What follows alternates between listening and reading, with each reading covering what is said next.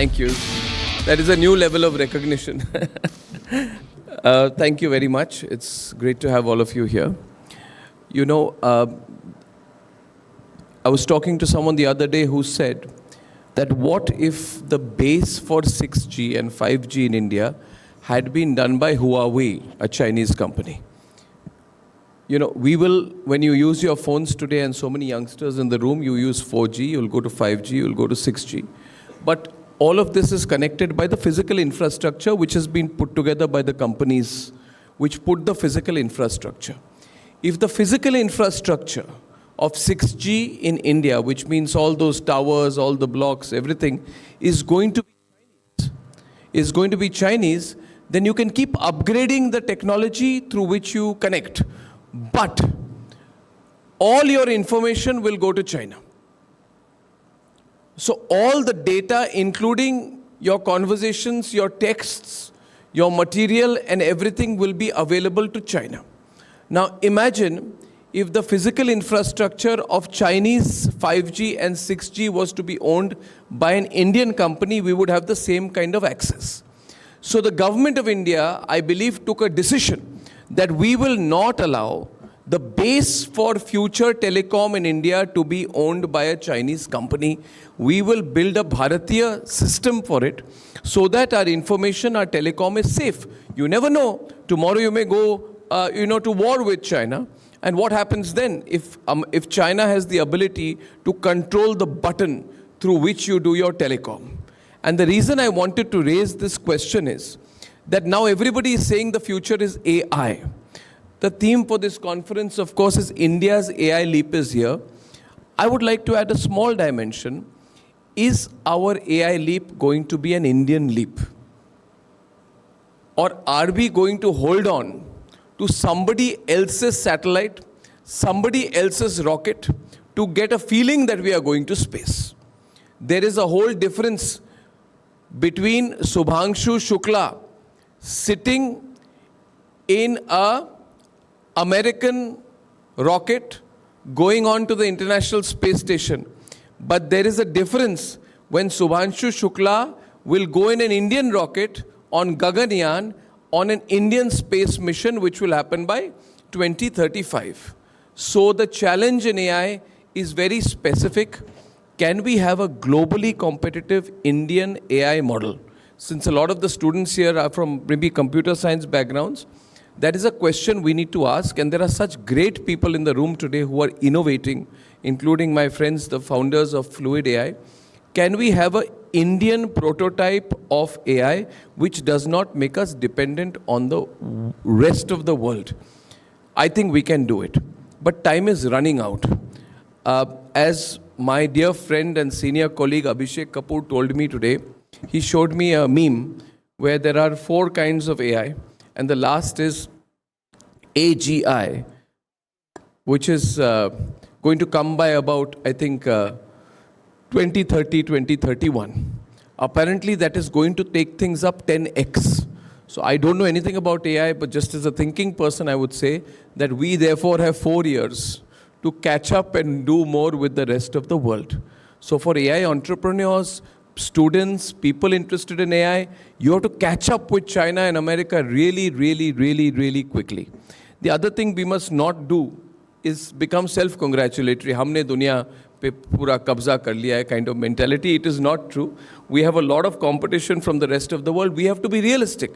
If Indians are to be competing as a great power in the world, we first have to be competitive and realistic about where we stand today. We are behind America, we are behind China, and AI, which is artificial generic or general intelligence, when it comes in 2030, machines will show human level intelligence and human level discretion.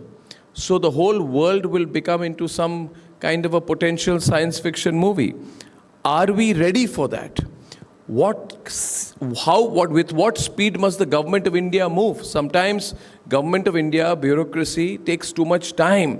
And hum hamesha kehte rehte hain that, we will conquer the world. It's not going to be easy to conquer the world with the Chinese and Americans unless we move extremely, extremely fast. A few thoughts which I would like this conference to look at, this pre-summit. And this input came from Abhishek this morning. He told me that all the Chinese AI models are trained on Xi Jinping's thinking, which means whatever the thinking or philosophy or ideology or point of view of the Chinese Communist Party is the point of view of all Chinese LLM machines.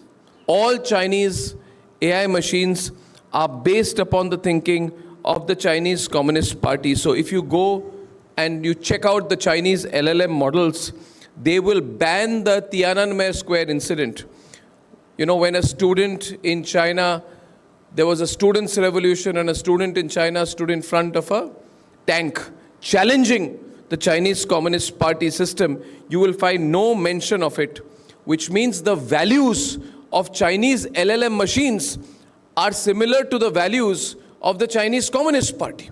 Now that is where China has a disadvantage with us, because China is not a democracy.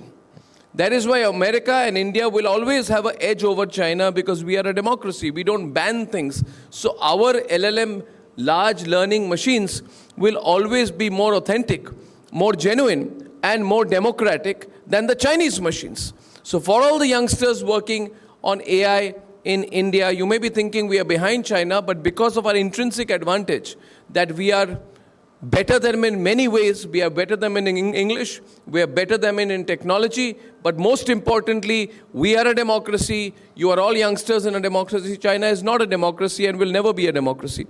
What impact does that have on AI and the AI scene in India? The second point is that AI is changing. Similarly, what does Donald Trump do? Donald Trump has launched America's AI mission yesterday. And what is Donald Trump saying should be the base of his AI mission? He says, make America great again. So he says, AI cannot be Marxist. AI has to be nationalist. Nationalist from an American perspective. So I would say, because Republic always says nation first, we should not hesitate to have nationalistic AI in India. We should not try to be too balanced about it. The problem, this is my view, you may disagree with me, कि balance के चक्कर में we may lose our real edge. If American AI is nationalistic for America, if Chinese AI is nationalist for China, Indian AI has to be nationalist for India. You cannot have Indian AI which is nationalist for America.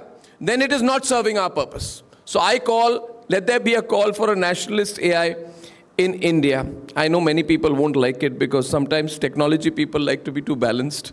But balance का क्या करेंगे? देखिए, Grok was asked last week, choose a religion.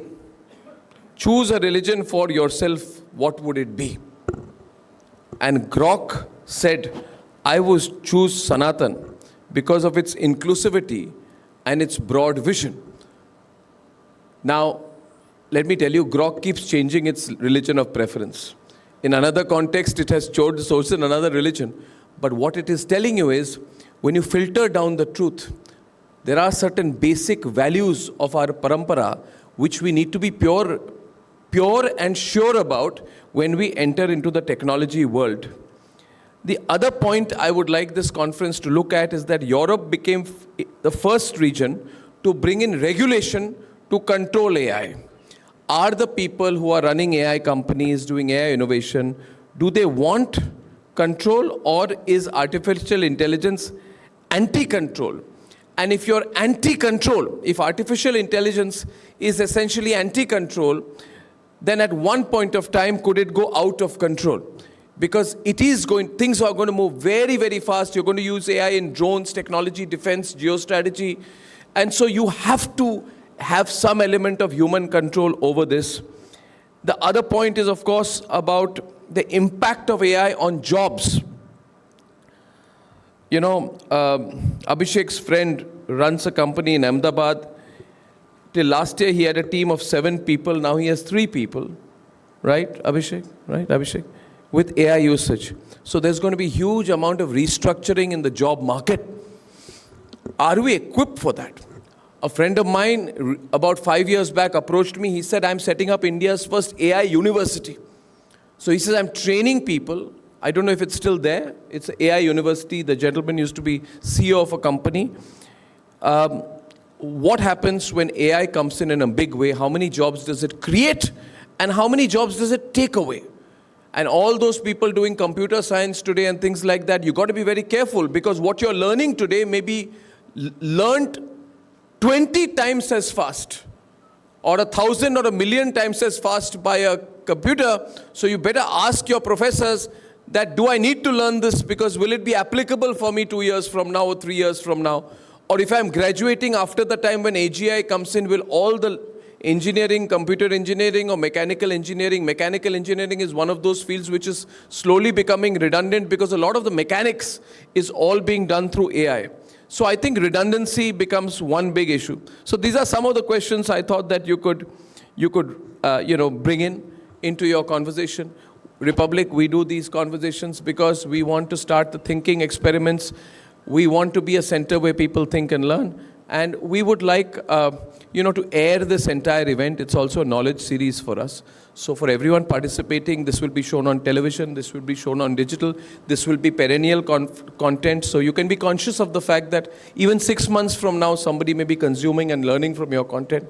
So I look forward to this session, look forward to learning with you. Thank you very much for coming today, and have a great time today. Thank you so much.